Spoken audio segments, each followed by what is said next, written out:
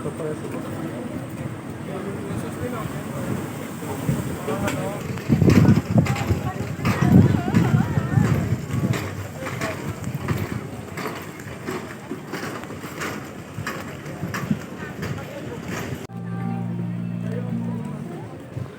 nyo ba guys, meron na naman akong nadiskubreng kakaibang food tripan na ang mga sauces nila ay mga nakalagay at nakasabit sa kakaibang lalagyanan.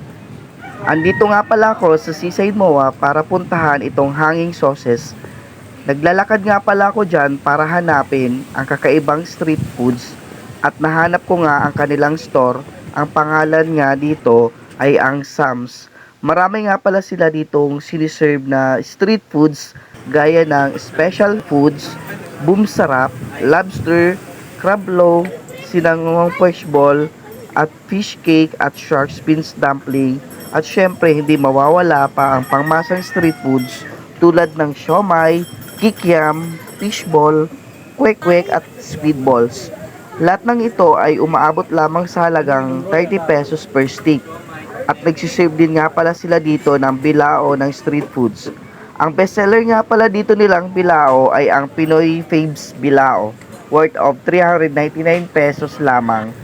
Magkasama ng 1 day of chicken, cheese stick, tokneneng, squid balls at kikiam with dipping sauces na sweet and hot spicy. Depende kung anong gusto nyong pipiliin ng mga sauces. Buti na nga lang ako ang naunang pumila dahil nga marami na palang nakapila dito sa likuran ko. So talagang pinilahan daw pala itong kakaibang hanging sauces ng Sam. After ko nga dyan mag-order, pumunta na nga ako sa may claim area para antayin na ang in-order namin at makikita mo rin ang kanilang kitchen showcase kung paano dito niluluto at ang bandang gilid ay makikita mo rin ang iba't ibang choices ng street foods at makikita mo din ang hanging sauces. Ayan, ready na nga ang aming mga in-order. Ang mga order ko nga pala dito ay ang kwek-kwek, siomai, kikiam, squid balls at syempre yung bestseller nila na fish cake. Pumili na nga pala ako dyan ng mga sauces na ilalagay ko dito sa hanging sauces na may sweet chili sauces, sweet spicy at sweet sauce. Lahat nga pala ng sauces ang mga nilagay ko. Talagang nag-enjoy ako sa hanging sauces na yan. Talagang hindi ko napigilan na hindi umalis. So ayan, tara, tikman na natin to.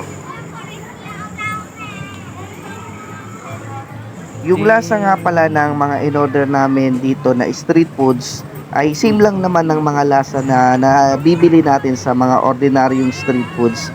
Ang kakaibahan lang nga talaga dito ay ang kanilang hanging sauces na talagang ma-amaze ka at mag-e-enjoy ka sa paglalagay ng mga sauces. Sarap. Sobrang sarap.